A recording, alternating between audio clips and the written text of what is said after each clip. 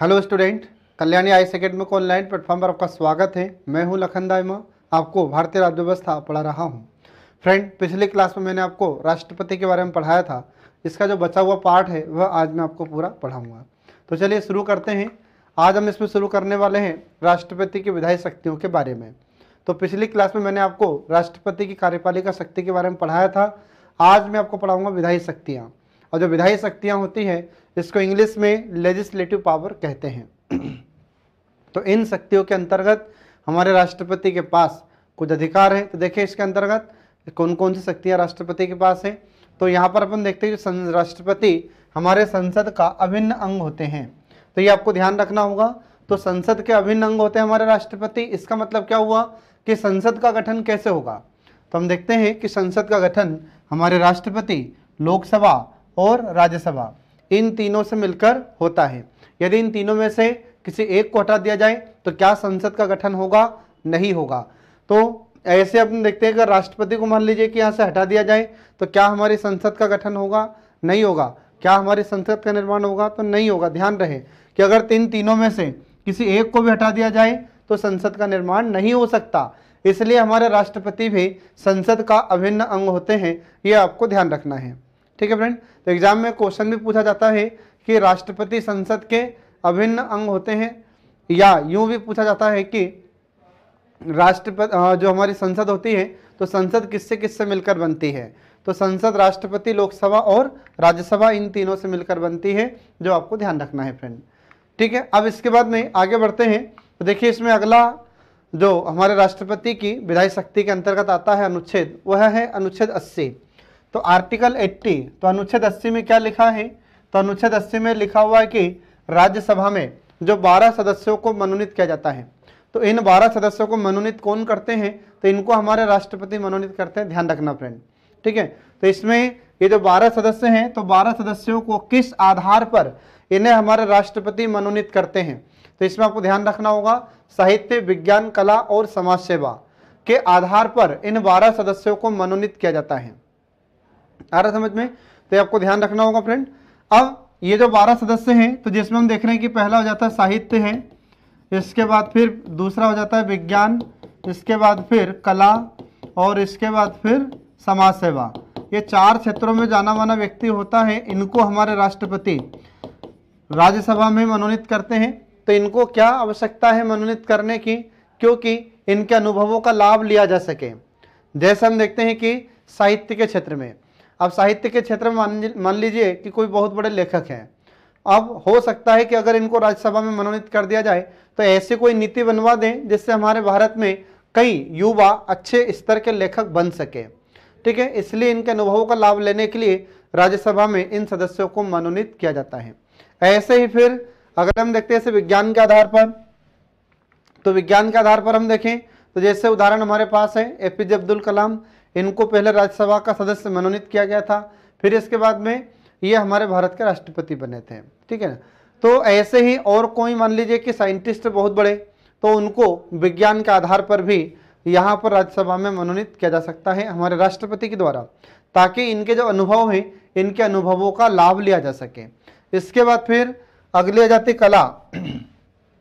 तो अगर कोई भारत में कला जानता है, ठीक है, तो उनको कला के आधार पर भी राज्यसभा में सदस्य के रूप में मनोनीत हमारे राष्ट्रपति करते हैं। जैसे सचिन तेंदुलकर। तो सचिन तेंदुलकर बहुत अच्छे खिलाड़ी थे, है ना। तो पहले क्रिकेट खेलते थे, तो क्रिकेट के भगवान कहे जाते हैं सचिन तेंदुलकर। अब सचिन तेंदुलकर कला जानते हैं। कैसी कला? तो जैसे अपन देखते हैं जब ये लोग क्रिकेट खेलते हैं तो 11 खिलाड़ी इनकी बॉल को पकड़ने के लिए खड़े रहते हैं, लेकिन इसके बाद भी चौका छक्का लगाते हैं। ये इनकी कला है। तो इनको कला के आधार पर भी राज्यसभा में मनोनीत किया गया था। ऐसे ही फिल्म अभिनेत्री रेखा का नाम सुना होगा आपने। तो रेखा भी राज्यसभा की सदस्य के रूप में मनोनीत की जा चुकी हैं। ठीक है। इनको भी हमारे राष्ट्रपति ने मनोनीत किया था राज्यसभा के सदस्य के रूप में। तो इनको इसलिए मनोनीत किया जाता है ताकि इनका जो अनुभव है इनका लाभ लिया जा सके। हो सकता है कि ऐसी कोई ये नीतियाँ बनवा दे जिससे हमारे भारत में युवाओं का, हमारे भारतीय नागरिकों का कल्याण हो सके। ठीक है। इसके बाद में समाज सेवा। तो जो समाज सेवा के क्षेत्र में जाना माना व्यक्ति होता है, ऐसे व्यक्तियों को भी हमारे राष्ट्रपति राज्यसभा में सदस्य के रूप में मनोनीत करते हैं, ये आपको ध्यान रखना होगा। ठीक है फ्रेंड, तो एग्जाम में क्वेश्चन कैसे पूछा जाएगा, एग्जाम में आपसे क्वेश्चन पूछा जाएगा कि राज्यसभा में कितने सदस्यों को हमारे राष्ट्रपति मनोनीत करते हैं, तो आपको ध्यान रखना होगा 12 सदस्यों को। और किस आधार पर इन्हें राज्यसभा में मनोनीत किया जाता है, तो ये आपको 4 आधार याद रखने होंगे। और किस अनुच्छेद में प्रावधान है, तो अनुच्छेद 80 में, ये आपको ध्यान रखना है। अब इसके बाद देखिए फ्रेंड, अगला आ जाता है अनुच्छेद 85, आर्टिकल 85। अब जो अनुच्छेद 85 है, 85 है, इसमें किसका प्रावधान है, तो देखिए, तो इसमें हम देखते हैं कि पहला प्रावधान है संसद का सत्र, फिर सत्रावसान करना और लोकसभा का विघटन या भंग करना। अब इसमें क्या होता है, तो इसमें हम देखते हैं कि संसद के सत्र, तो इसमें संसद के सत्र का प्रावधान है। इसका मतलब ये होगा कि संसद की जब पहली बैठक होगी, तो उसकी पहली बैठक के बाद और जो उसकी लास्ट बैठक होगी, इनके बीच में 6 महीने से ज़्यादा का अंतर नहीं होना चाहिए। इसका मतलब ये हुआ कि जो संसद के सत्र होते हैं, तो संसद के सत्र में कितने महीने ज़्यादा का अंतर नहीं होना चाहिए, तो 6 महीने। ठीक है, 6 महीने से ज़्यादा का अंतर नहीं होना चाहिए, ये आपको ध्यान रखना होगा। तो हमारे भारतीय संविधान में कितने सत्र का प्रावधान है, संसद की कितनी बैठकों का प्रावधान है, तो 2 बैठकों का प्रावधान है, ये आपको ध्यान रखना होगा। आ रहा समझ में, तो संसद में यह प्रावधान है कि हमारी संसद के संविधान में प्रावधान है कि हमारी संसद में कम से कम 2 बैठकें होना जरूरी है, या संसद की 2 बैठकें होना अनिवार्य है। तो इन 2 बैठकों का अंतराल कितना होना चाहिए, तो 6 महीने से ज़्यादा नहीं होना चाहिए।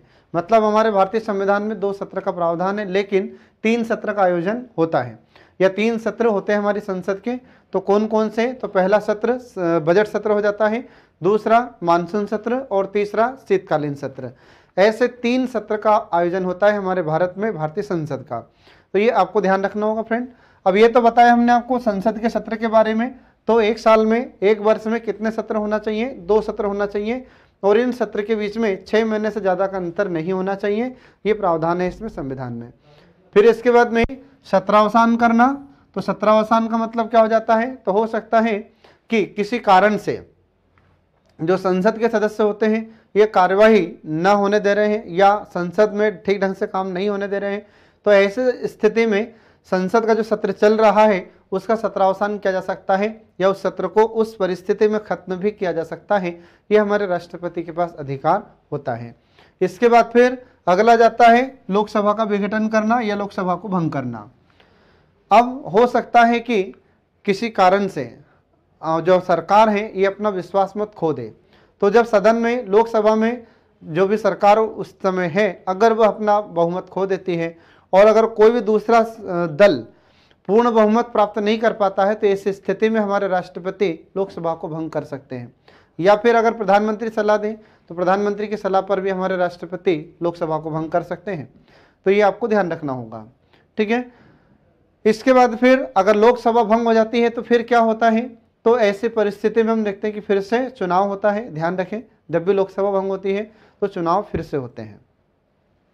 ठीक है, अब इसके बाद फिर अगला अनुच्छेद देखिए, इसमें अगला अनुच्छेद आ जाता है कि,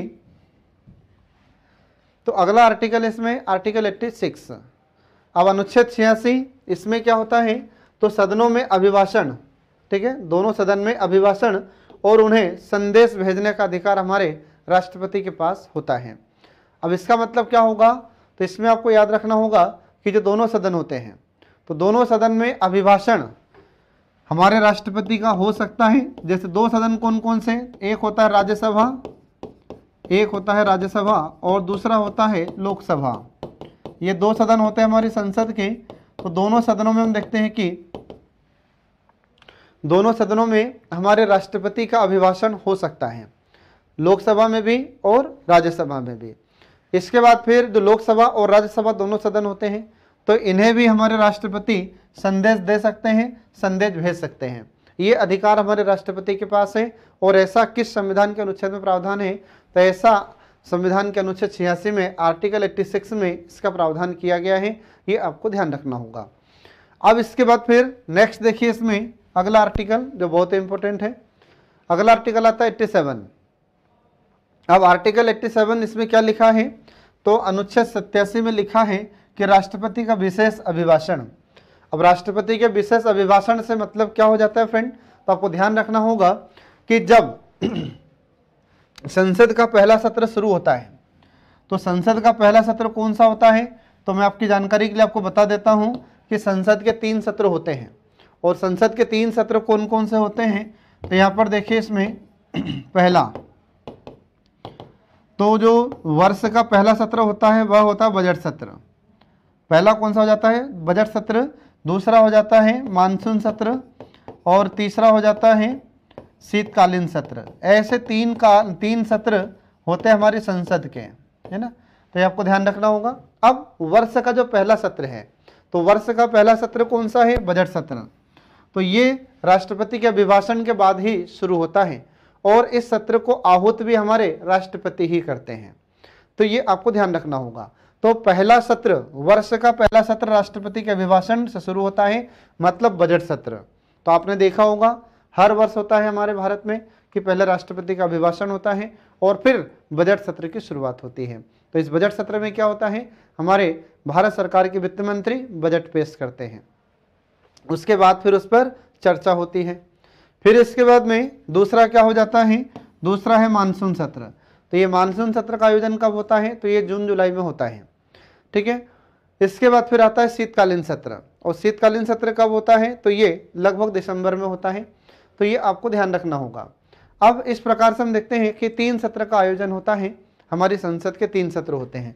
तो जो बजट का वर्ष का पहला सत्र है बजट सत्र, ये कौन आहूत करेगा, आहूत मतलब बुलाना, ध्यान रखना, ठीक है। आहूत का मतलब क्या हो जाएगा, बुलाना हो जाता है। तो हमारे राष्ट्रपति वर्ष का पहला सत्र मतलब बजट सत्र को आहूत करते हैं।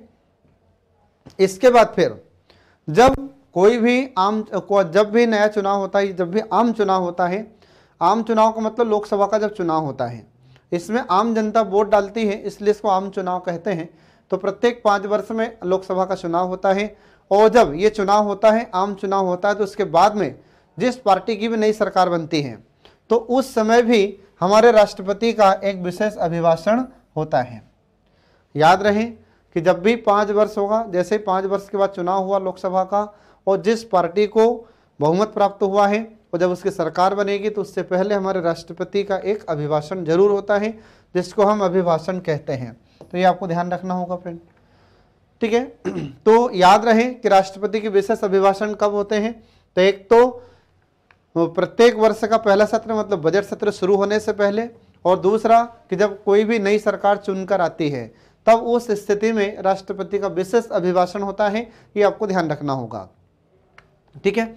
अब इसके बाद में ऐसे आपने देखा होगा कि जब हाल ही में प्रधानमंत्री नरेंद्र मोदी बने थे, मतलब बीजेपी को बहुमत प्राप्त हुआ था, तो जब बीजेपी को बहुमत प्राप्त हुआ था तब हमारे राष्ट्रपति का विशेष अभिभाषण हुआ था, ठीक है। तो ऐसे आपको ध्यान रखना होगा कि कब कब होता है, तो 2 स्थितियों में राष्ट्रपति के विशेष अभिभाषण होते हैं, जब कोई नई सरकार चुनकर आती है किसी पार्टी की, एक तो तब, और दूसरा बजट सत्र शुरू होने से पहले, तो ध्यान रखना होगा। इसके बाद फिर अगला जाता है अनुच्छेद 108। अब आर्टिकल 108 इसमें क्या लिखा हुआ है, तो आपको ध्यान रखना होगा। तो अनुच्छेद 108 में कुछ दशाओं में संयुक्त अधिवेशन होता है। अब कुछ दशा में संयुक्त अधिवेशन, इसका मतलब क्या होगा, तो जब दोनों सदन में, दोनों सदन कौन कौन से, लोकसभा या राज्यसभा, ठीक है। तो इसमें अपन देखते हैं कि दोनों सदन में एक लोकसभा होता है और दूसरा राज्यसभा, तो ये आपको ध्यान रखना होगा। अब जब दोनों सदन में किसी विधेयक को लेकर या किसी मुद्दे को लेकर विवाद होता है, किसी विषय को लेकर विवाद होता है, तो विवाद किस परिस्थिति में होगा कि जैसे मान लीजिए कि लोकसभा में कोई विधेयक पेश किया गया और लोकसभा ने पास कर दिया और राज्यसभा ने उसे पास नहीं किया, या फिर उधर राज्यसभा ने पारित कर दिया किसी विधेयक को और लोकसभा उसे पारित नहीं कर रही है। तो जब ऐसे दोनों सदनों के बीच किसी कारण से विवाद की स्थिति उत्पन्न होती है, तो ऐसी स्थिति में दोनों सदनों को साथ बुलाया जाता है, दोनों सदनों की साथ में बैठक का आयोजन होता है, और ऐसा प्रावधान अनुच्छेद 108 में किया गया है। और यह भी हमारे राष्ट्रपति के पास अधिकार है, राष्ट्रपति के पास विधायी शक्ति है कि हमारे राष्ट्रपति दोनों सदनों के संयुक्त अधिवेशन को बुला सकते हैं। और जब यह संयुक्त अधिवेशन होता है, तो फिर इस संयुक्त अधिवेशन की अध्यक्षता कौन करते हैं, तो लोकसभा के अध्यक्ष इसका संयुक्त अधिवेशन की अध्यक्षता करते हैं। ये आपको ध्यान रखना होगा, ठीक है। एग्जाम में आपसे क्वेश्चन पूछा जाता है फ्रेंड कि जब लोकसभा और राज्यसभा दोनों सदनों का जब संयुक्त अधिवेशन होता है, दोनों की संयुक्त बैठक होती है, तो उस समय इस दोनों के संयुक्त अधिवेशन की अध्यक्षता कौन करता है? तो ये हमारे लोकसभा के अध्यक्ष करते हैं, ये आपको ध्यान रखना है। इसके बाद फिर देखिए इसमें नेक्स्ट अगला आर्टिकल आ जाता है 111 या अनुच्छेद 111। तो अनुच्छेद 111 इसमें क्या लिखा हुआ है तो आपको ध्यान रखना होगा। इसमें विधेयकों पर अनुमति के बारे में प्रावधान किया गया है और इसी में वीटो शक्ति का प्रावधान भी है, जो आपको ध्यान रखना होगा। अब इसका मतलब क्या हो जाता है कि विधेयकों पर अनुमति, अब विधेयकों पर अनुमति इसका मतलब ये हो जाता है कि जब लोकसभा में या राज्यसभा में दोनों सदन में कोई भी विधेयक होता है पेश, और फिर दोनों सदन इस विधेयक को जब पारित कर देते हैं, इसके बाद जब राष्ट्रपति के पास जाता है, तो राष्ट्रपति के पास जब यह विधेयक जाता है तो उस समय हमारे राष्ट्रपति के पास 3 अधिकार होते हैं। 3 अधिकार कौन कौन से होते हैं? तो पहला तो ये कि हमारे राष्ट्रपति इस विधेयक पर हस्ताक्षर करने से मना कर सकते हैं, या फिर दूसरा ये है इस पर अपनी अनुमति दे सकते हैं, और तीसरी स्थिति क्या है? तो तीसरी स्थिति ये होती है कि हमारे राष्ट्रपति इस विधेयक को संसद के विचार के लिए लौटा सकते हैं। तो ये 3 शक्तियाँ या 3 अधिकार हमारे राष्ट्रपति के पास होते हैं, जो आपको ध्यान रखना होगा। क्या हो गया फिर से समझिए कि अगर कोई विधेयक जो दोनों सदनों ने, लोकसभा और राज्यसभा दोनों सदन ने पारित किया है, और राष्ट्रपति के पास यदि यह विधेयक पहुंचता है, तो राष्ट्रपति इस विधेयक पर अपनी अनुमति दे सकते हैं, अपनी अनुमति रोक सकते हैं, या फिर सदन को पुनर्विचार के लिए भी लौटा सकते हैं। ये आपको ध्यान रखना होगा। अब इसी के तहत फिर हम देखते हैं कि हमारे राष्ट्रपति को 3 प्रकार की शक्तियाँ या 3 प्रकार के वीटो पावर प्राप्त है। तो देखिए इसमें ये 3 वीटो पावर कौन कौन से हैं। तो देखिए इसमें वीटो पावर में पहला वीटो पावर होता है अत्यंतिक वीटो, दूसरा होता है निलंबनकारी वीटो, और तीसरा हो जाता है जैव वीटो। ये 3 प्रकार के वीटो पावर हमारे राष्ट्रपति के पास हैं, जो आपको ध्यान रखना होगा। अब देखिए इसमें पहला वीटो पावर अत्यंतिक वीटो, या इसी को अब्सोल्यूट वीटो हम कहते हैं। अब इसमें क्या होता है? तो इसमें हम देखते हैं कि जब किसी विधेयक को दोनों सदन पारित करते हैं, लोकसभा और राज्यसभा दोनों सदन किसी विधेयक को पारित करते हैं और राष्ट्रपति के पास भेजा जाता है, तो राष्ट्रपति के पास जब यह विधेयक जाता है, तो जैसे राष्ट्रपति के पास ये विधेयक पहुंचा, तो राष्ट्रपति इस विधेयक को अपने पास सुरक्षित कर लेते हैं, अपने पास रखते हैं। अब इसमें क्या होगा? तो अगर ज़्यादा समय तक ये विधेयक रहेगा तो ये विधेयक समाप्त हो जाता है। ये आपको ध्यान रखना होगा। आ रहा समझ में? तो इसमें आपको ध्यान रखना होगा। तो एग्जाम में आपसे पूछा जा सकता है कि अत्यंतिक वीटो क्या होता है। तो कोई भी विधेयक, मतलब जब दोनों सदन किसी विधेयक को पारित कर राष्ट्रपति के पास भेजते हैं, तो फिर राष्ट्रपति के पास जब ये विधेयक जाएगा, तो राष्ट्रपति इस विधेयक को अपने पास ही सुरक्षित रख लेते हैं। और जब इस विधेयक को राष्ट्रपति अपने पास सुरक्षित रख लेते हैं, तो यह समझा जाता है कि राष्ट्रपति ने अत्यंतिक वीटो पावर यूज किया है, और यह विधेयक फिर समाप्त हो जाता है। ठीक है, तो ये आपको ध्यान रखना होगा फ्रेंड। इसके बाद फिर अगला जाता है निलंबनकारी वीटो। अब निलंबनकारी वीटो में क्या होता है कि कोई भी विधेयक जब दोनों सदन पारित करते हैं, लोकसभा और राज्यसभा दोनों सदन जब इस विधेयक को पारित करते हैं और राष्ट्रपति के पास यह विधेयक आता है, तो अब हो सकता है कि सदन ने, लोकसभा और राज्यसभा ने जल्दबाजी में किसी विधेयक को पारित कर दिया हो, तो राष्ट्रपति ऐसी स्थिति में इस विधेयक पर पुनर्विचार के लिए फिर से दोनों सदन के पास इस विधेयक को पहुंचा देते हैं या इस विधेयक को लौटा देते हैं। तो ये ऐसी स्थिति में निलंबनकारी वीटो या सस्पेंसिव वीटो कहलाता है। ये आपको ध्यान रखना होगा। फिर इसके बाद में तीसरा आ जाता है जैवी वीटो, इसी को पॉकेट वीटो भी कहा जाता है। अब ये क्या होता है? तो इसका मतलब ये हो जाता है कि जब दोनों सदन किसी विधेयक को पारित करते हैं और राष्ट्रपति की अनुमति के लिए राष्ट्रपति के पास भेजा जाता है। अब जैसे ये विधेयक राष्ट्रपति के पास आता है, तो राष्ट्रपति इस विधेयक पर न तो हस्ताक्षर करने से मना करते हैं और न ही इस पर अपनी अनुमति देते हैं। ठीक है, और यह विधेयक राष्ट्रपति के पास ही रखा रहता है और इसकी कोई टाइम बाउंडेशन या कोई टाइम लिमिट नहीं है। कितने भी दिन राष्ट्रपति के पास यह विधेयक रखा रहता है, इसकी कोई सीमा निश्चित नहीं है। तो इस मामले में हमारे भारत के राष्ट्रपति संयुक्त राज्य अमेरिका के राष्ट्रपति से शक्तिशाली हो जाते हैं, क्योंकि संयुक्त राज्य अमेरिका में जो वीटो पावर, जेबी वीटो हमारे वहाँ पर यूएसए में राष्ट्रपति के पास होता है, तो यूएसए के राष्ट्रपति मात्र 10 दिन तक इस जेबी वीटो का यूज कर सकते हैं। लेकिन हमारे भारत में ऐसी इसकी कोई समय सीमा निश्चित नहीं है, कितने भी दिन तक राष्ट्रपति इस विधेयक को अपने पास से रखे रहते हैं। आ रहा समझ में? ये आपको ध्यान रखना होगा फ्रेंड। ये होते तीनों वीटो पावर हमारे राष्ट्रपति के। अब इसके बाद फिर अगला देखिए, इसमें अगला जाता है अनुच्छेद 123 आर्टिकल 123। तो अनुच्छेद 123 में अध्यादेश जारी करने का प्रावधान किया गया है। तो ये अध्यादेश जारी करने का अधिकार भी हमारे राष्ट्रपति को दिया गया है। और यह किस अनुच्छेद में प्रावधान है? तो अनुच्छेद 123 में यह प्रावधान किया गया है। ऑर्डिनेंस इंग्लिश शब्द होता है और अध्यादेश हिंदी होता है। तो अध्यादेश को इंग्लिश में ऑर्डिनेंस कहा जाता है। अब ये अध्यादेश किन परिस्थितियों में हमारे राष्ट्रपति जारी करते हैं, ये याद रखिए। अब आप देखो, मैं आपको बताता हूँ।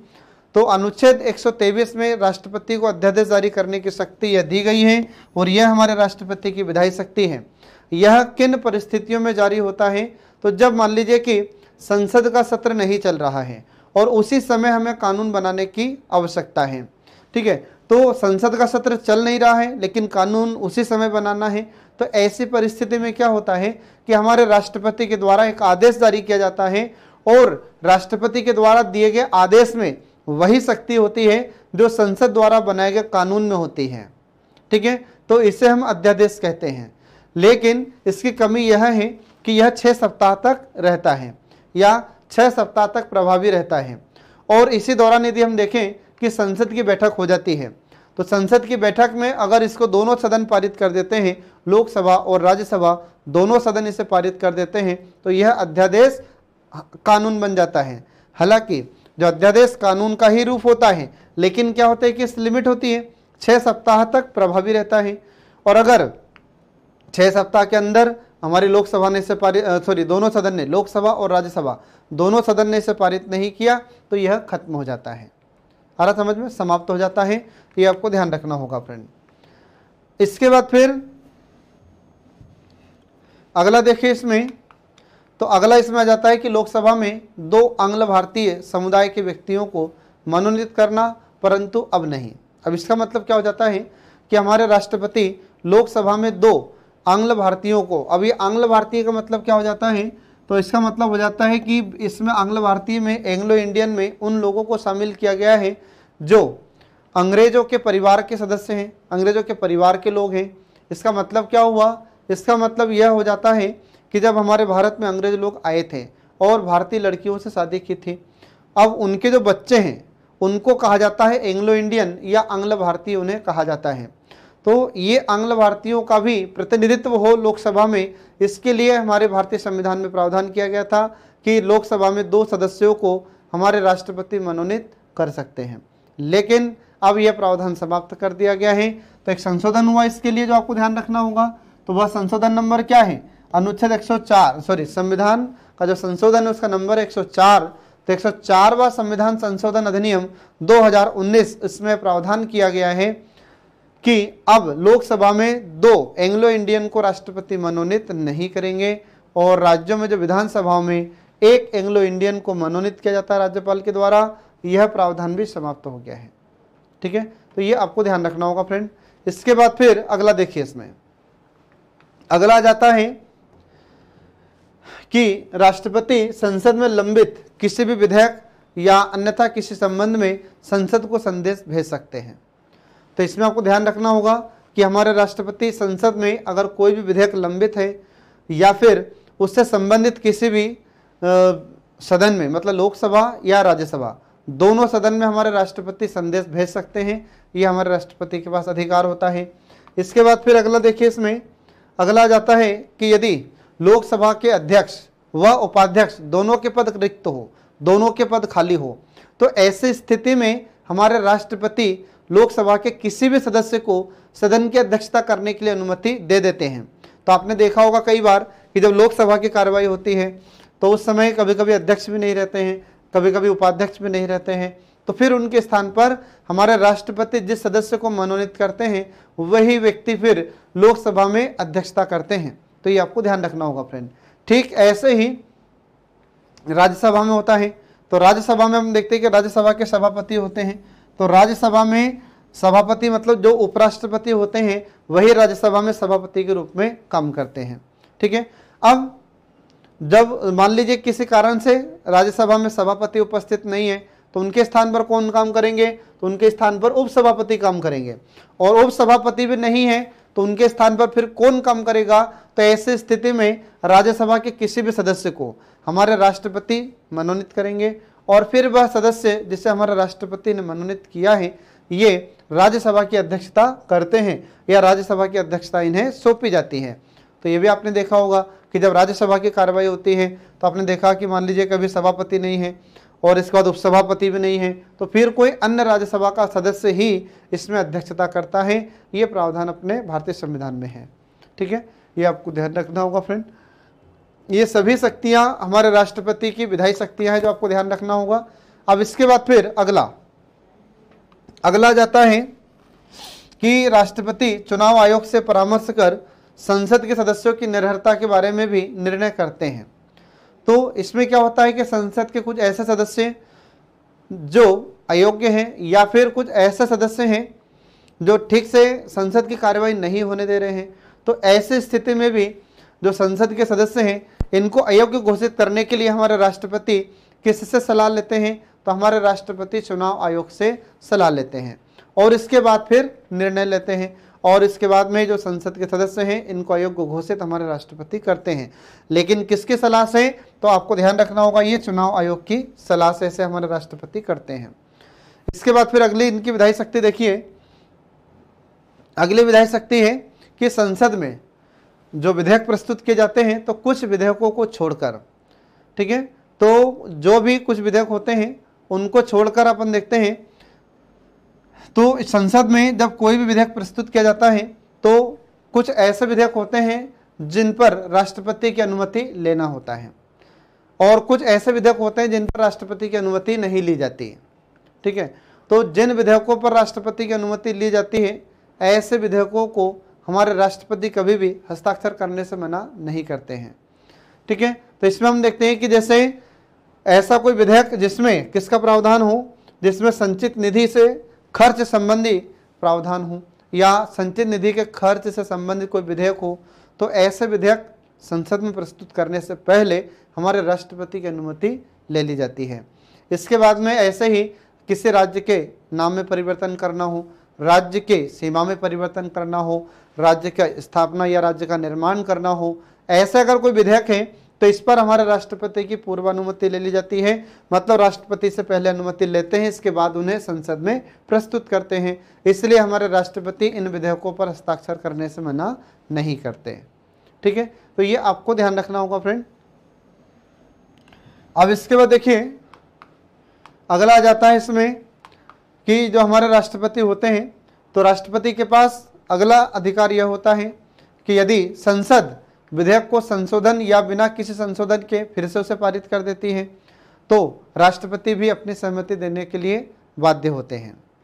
इसमें क्या होता है कि जैसे मान लीजिए कि किसी विधेयक को हमारी सदन ने मतलब संसद ने पास किया था, किसी विधेयक को दोनों सदन ने पारित किया और राष्ट्रपति की अनुमति के लिए राष्ट्रपति के पास भेजा। अब राष्ट्रपति ने फिर उस पर पुनर्विचार के लिए संसद को लौटा दिया है। अब मान लीजिए कि फिर से दोनों सदन, लोकसभा और राज्यसभा, दोनों सदन उस पर पुनर्विचार करते हैं और संशोधन के बाद फिर राष्ट्रपति के पास भेजते हैं, तो फिर ऐसी स्थिति में हमारे राष्ट्रपति को उस विधेयक पर हस्ताक्षर करने होते हैं। ठीक है, राष्ट्रपति उस पर हस्ताक्षर करने के लिए बाध्य होते हैं, ये आपको ध्यान रखना होगा।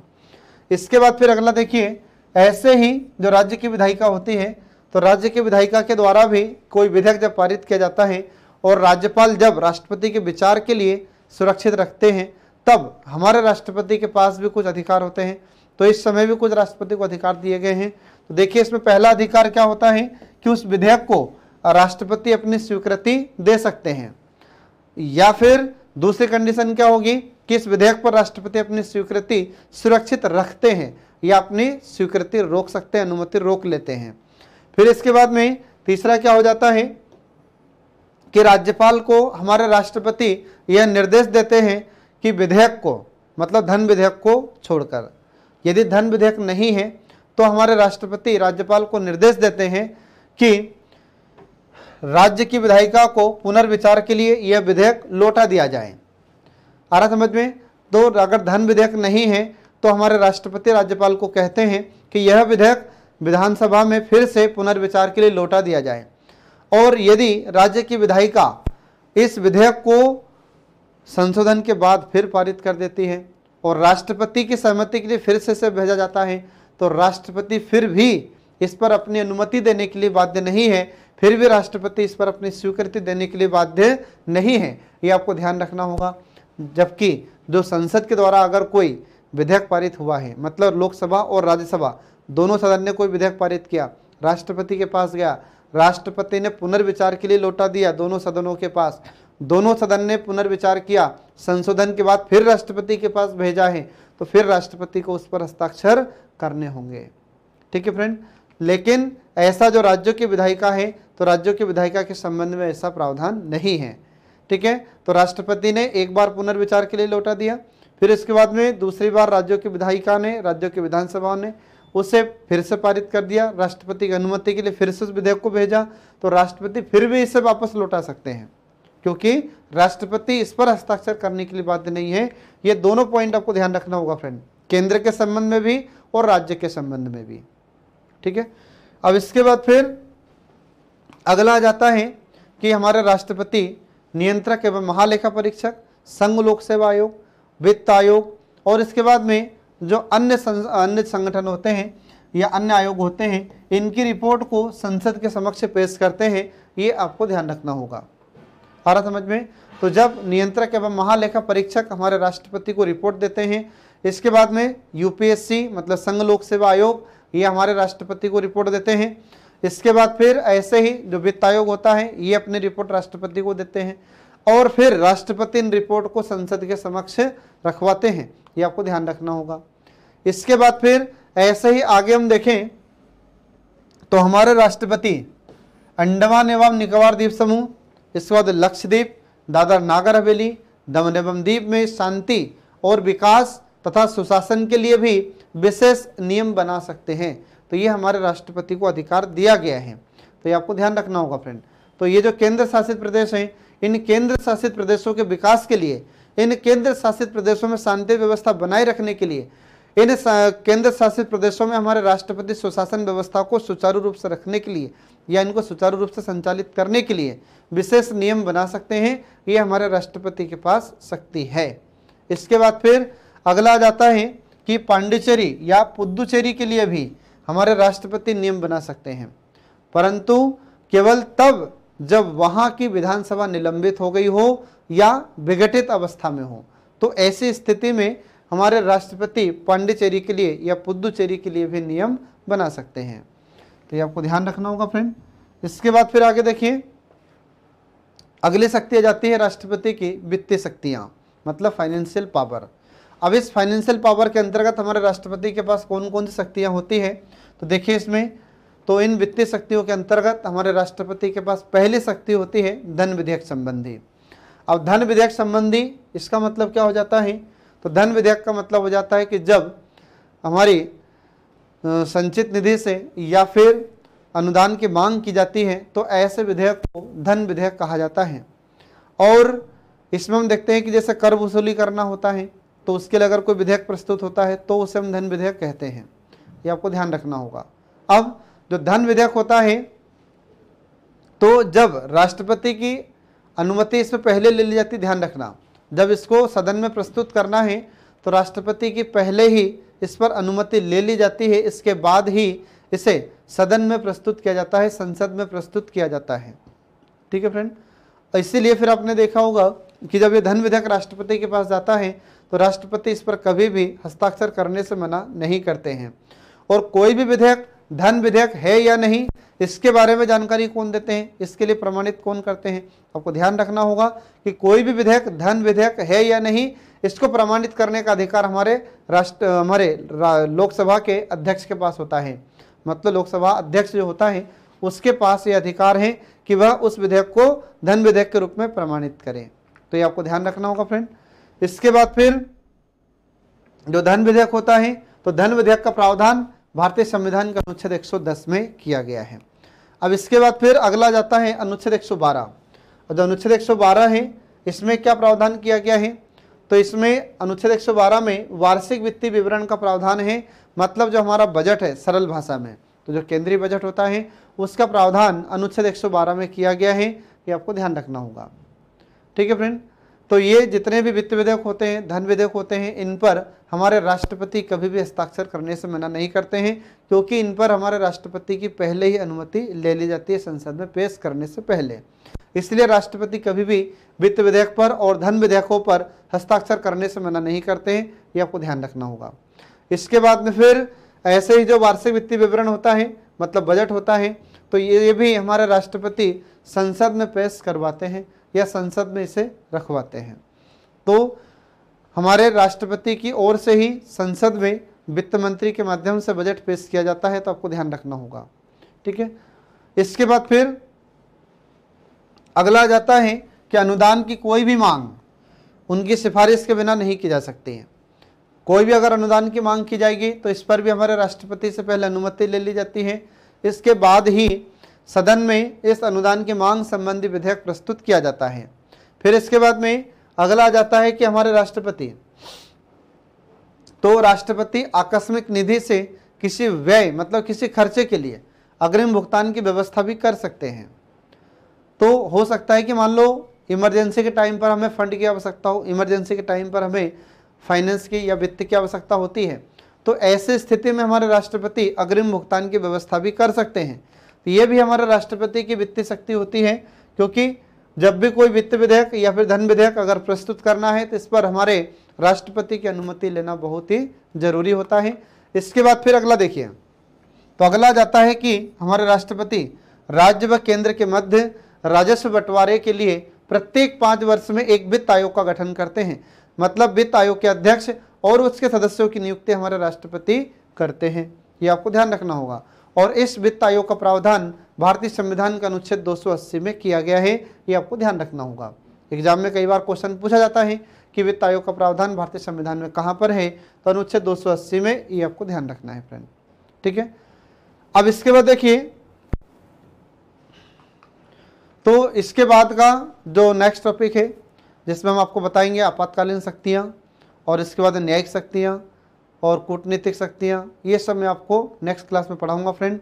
तब तक के लिए पढ़ते रहिए, देखते रहिए कल्याणी IAS एकेडमी के सभी वीडियोस जो आपको परीक्षा में सफलता दिलाने में महत्वपूर्ण भूमिका निभाते हैं। Thanks for watching.